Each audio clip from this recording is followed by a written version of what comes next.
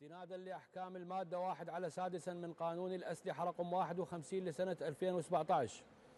وبناء على ما جاء بالمادة 21 على 9 من البرنامج الحكومي الذي أعلنه السيد القائد العام للقوات المسلحة محمد شياع السوداني في تشرين الأول عام 2022، ولتعزيز الأمن والاستقرار وحماية أرواح المواطنين وممتلكاتهم وفق ما جاء بالمادة 2 من قانون وزارة الداخلية رقم 20 لسنة 2016، وتعزيزا للسلم المجتمعي والأهلي، تستكمل وزارة الداخلية اليوم مشوار النهضة الأمنية والخدمية التي شرعت به منذ اللحظات الأولى لعمر حكومة الخدمة الوطنية، كخطوة جديدة في درب تعزيز الأمن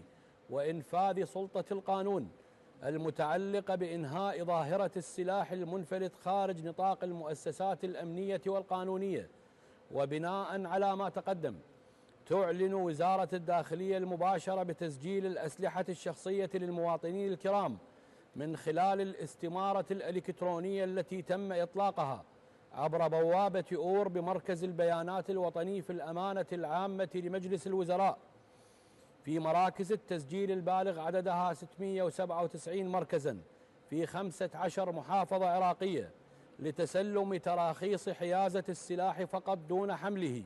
وذلك لمن استوفى الشروط القانونية المنصوص عليها في القانون آنف الذكر بواقع قطعة سلاح واحدة خفيفة مسدس أو بندقية لكل رب أسرة في دار سكنية مستقلة. ومن هذا المنطلق توجه وزارة الداخلية أبناء الشعب العراقي الكريم إلى التعاون معها من خلال تسجيل أسلحتهم، كما تدعو المؤسسات الإعلامية وجميع شرائح المجتمع إلى دعم هذا المشروع المهم، وتؤكد على الالتزام بهذا الإعلان